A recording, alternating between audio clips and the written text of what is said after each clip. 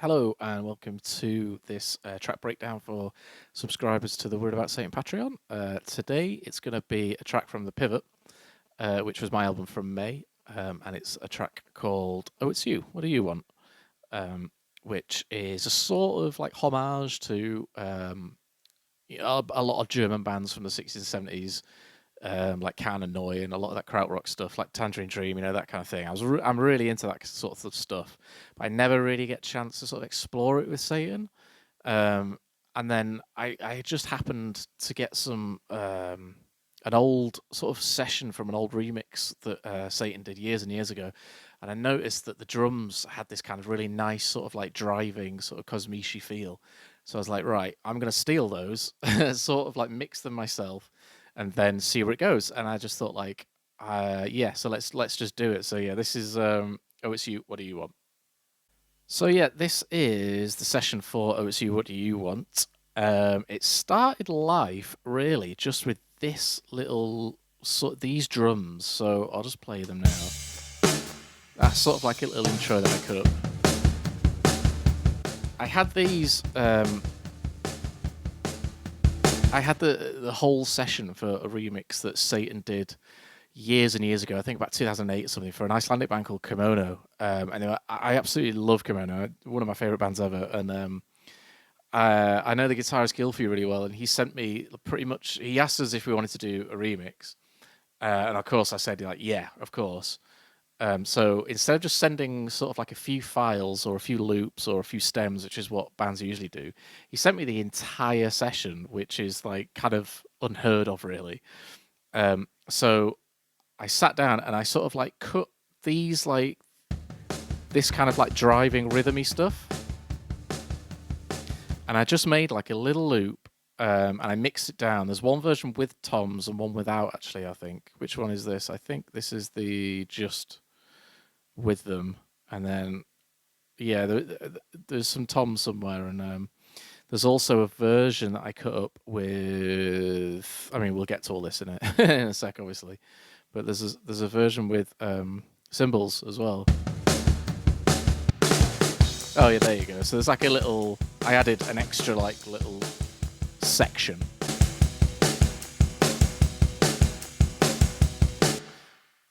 Just to sort of spice things up. Oh, there's the no tom section. So that's just bass and a kick drum and a snare.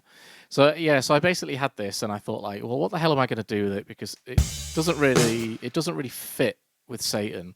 And then I just kind of thought like, well, sod it, I'll kind of make it fit. I like this kind of music, so I don't understand why other people wouldn't. Everyone loves Can, right? Everyone loves Hallo Gallo by Neu. So this is just my attempt at doing that.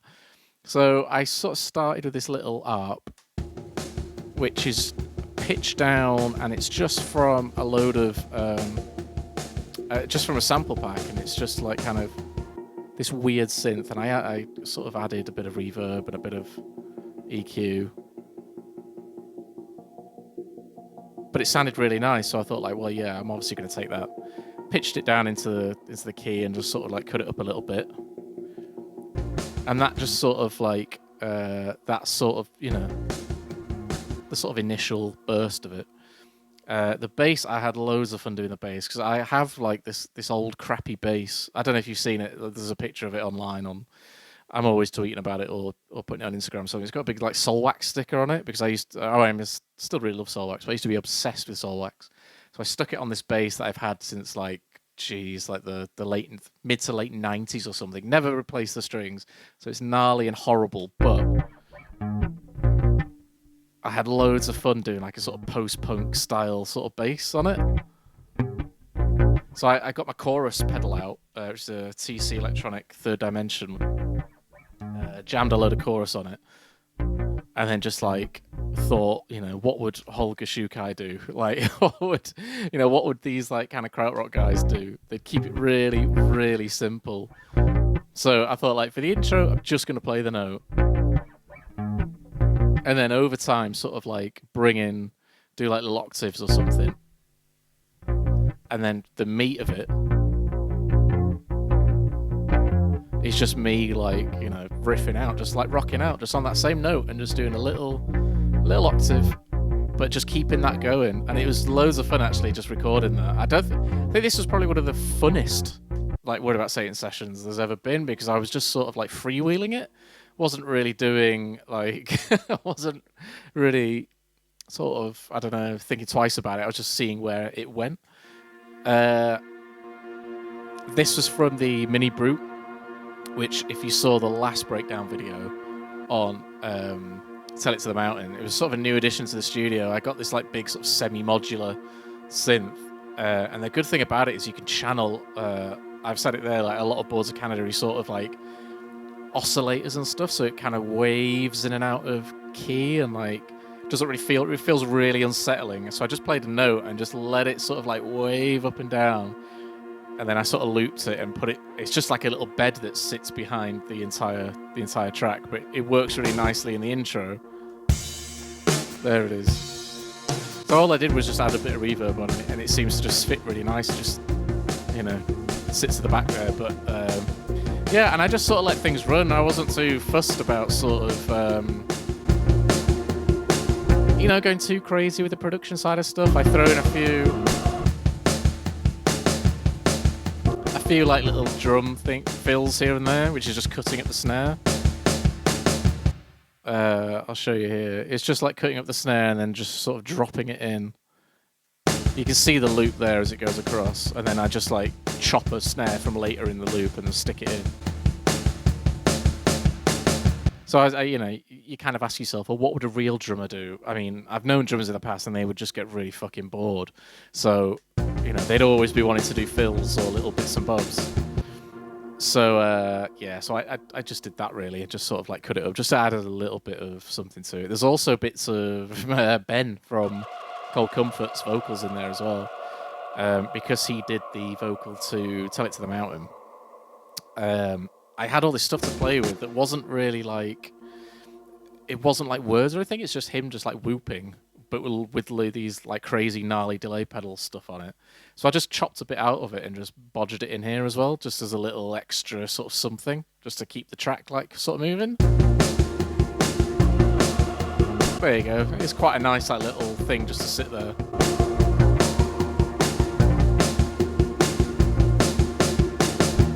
And then here we go, big boy.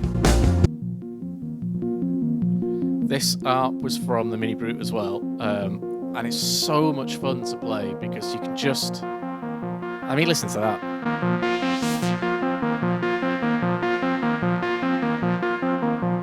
All I was doing was just, I programmed in an ARP, held it, and then was just messing around with the filter stuff. And because it's so much fun and you've got like quite a lot of scope to do stuff on the Mini Brute, there's I was sort of like filtering it in and out, and then adding noise to it, taking away certain elements of the waveform and stuff, and bringing them back in, and just generally messing around with it. And it was really good fun just to sort of play about. So I just, when I recorded it, I just set the loop going, the drum loop, and then just played this over it, and just like, that's like just messing with the gate and stuff like that. It's just such a lot of fun.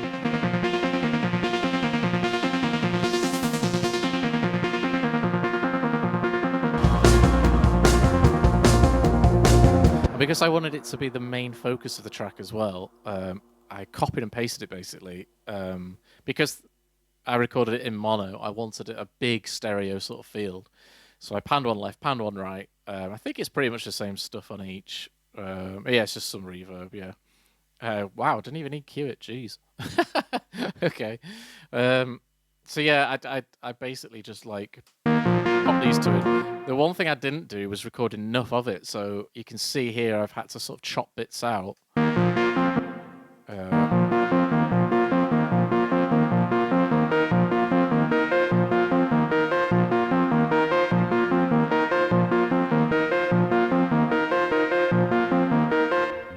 That was me adding an extra note in the ARP as well, by the way, at the end. But I've had to sort of chop it just to sort of like make it last a little bit longer. I'll do it again there. Just so like, because this is towards the end of the track as well, I didn't want it to end the same way it did earlier, like here. the same way earlier in the track. So I had to like chop bits out and sort of rudimentary loop it and just like add big chunks of it back in, which happens more often than not in stuff like this, I suppose.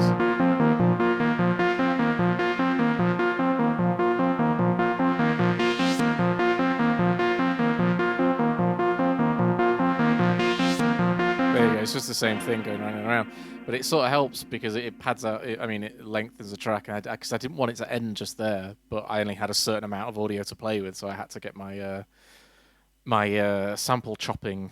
Not done that in a while actually, so it was it was quite nice to do that. There's also some guitar which I've labelled Carolee, as in Michael Carolee from Can, who sadly passed away about 20 years ago, but. I sort of thought like, well, this needs sort of guitar, doesn't it? This needs like a really wailing sort of like crazy guitar lead. So I added a bit of pan and reverb and stuff, so it kind of like shoots around the stereo field. Like if you listen to it on headphones, it'll shoot from left to right quite a lot. This is just a chopped element of it, just to sort of introduce it in the track. So everything's rolling along quite nicely.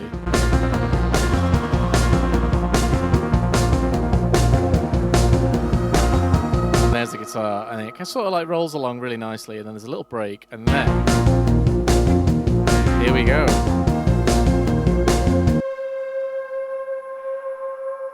This is how it should sound.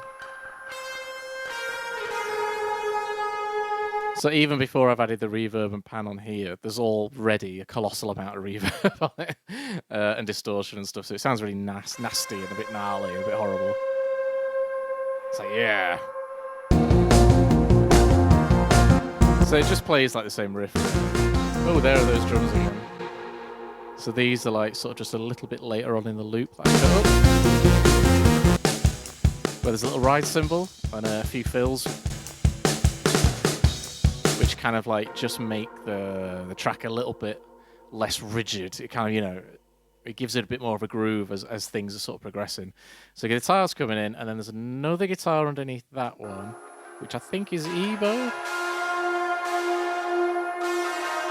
Nope, it's just me doing another. So together, it's like an ungodly amount of noise, but like, they sort of complement each other quite well. Gives it an extra like little thickness to everything. So then everything's sort of like rolling along. You still got, guitar just like riffing out. It was really fun to do the guitar stuff as well. I think I did about 2 or 3 takes of it or something. I didn't really do much. I was just in the kind of zone, and then just sort of thought like, oh well, that's clearly really good. Oh yeah, that was a bit of a bum note, but it sort of worked, so I left it in.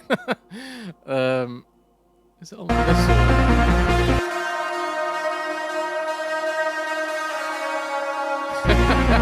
It's sort of a bum note, but it sort of works as well, so I thought, like, do you know what, that'd be quite nice to leave it in, because I recorded all this in one go, and I was like, well, 1, I'm quite lazy and I don't really want to do it again, and 2, like, it really works with the sort of like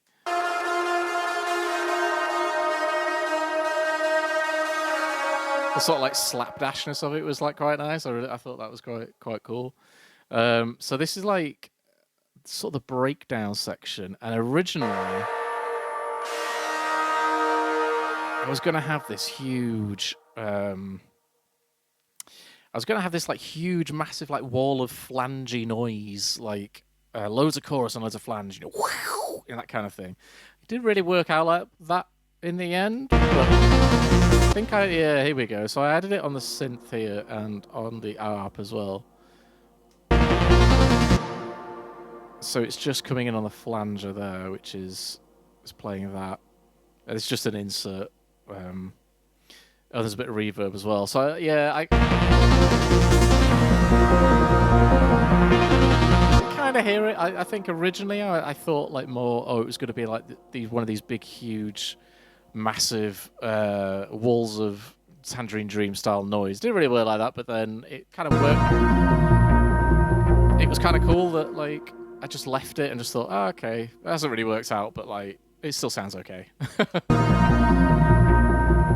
So then I take it all off because it's coming back.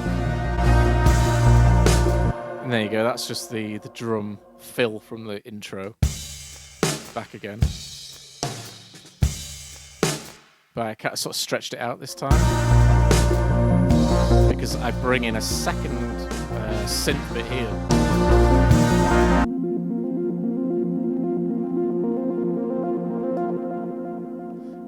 This Wattcat, by the way, oh my god, it's so good. It's basically a VST for a Watkins copycat. It's really temperamental, but if you stick it on anything, it sounds amazing. Like, so anyway, without the reverb, this is the. So it still sounds quite nice.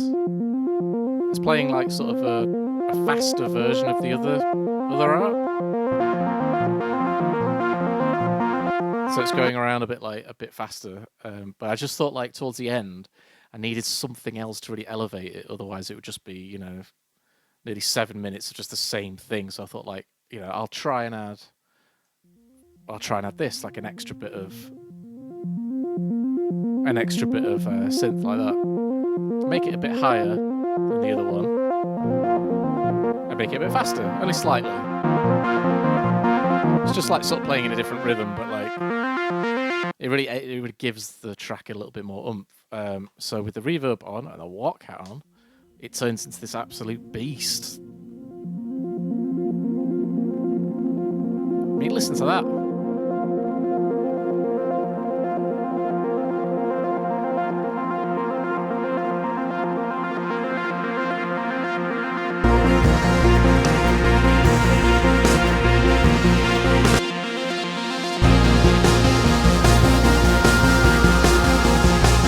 And then I just start wigging out again on the guitar. But yeah, it was so much fun doing this.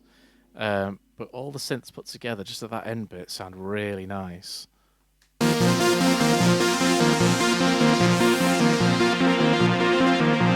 sort of work off each other.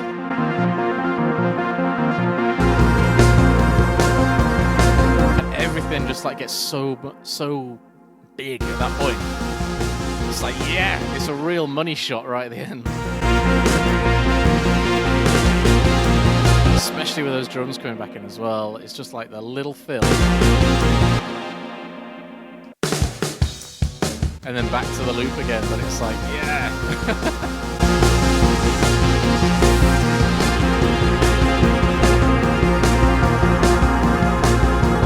And then as soon as that happened, I was sort of like, it's just fading out now, like bit by bit, the sort of, the synth.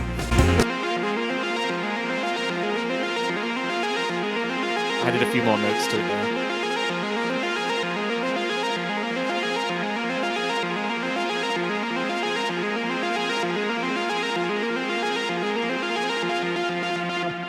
And there you go.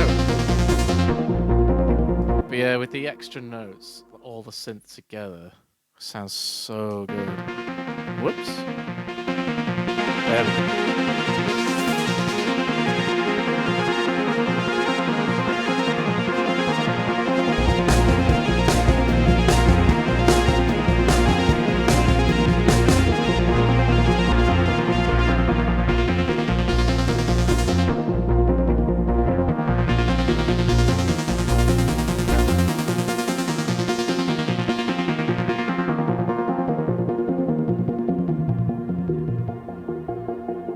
And there you go. It sort of finishes the way it started with these like little arps, these little synth things sort of bobbling around. But yeah, so that was Oh It's You, What Do You Want? And yeah, like this again was so much fun. I can't tell you enough like how fun this was. Because usually with Satan stuff, like especially on stuff like say on Bloodsport and things like that, they do sometimes tend to get a bit heavy just because like the tracks sound like quite dark or quite heavy. This was just like I couldn't stop listening to it every time I recorded something. I was just like grooving. It was so good. But yeah, anyway, thanks again for watching. And if you've got any more ideas about which tracks you want me to do for these, then just leave a comment, just let me know, and I'll get on it. But yeah, thanks very much. Cheers.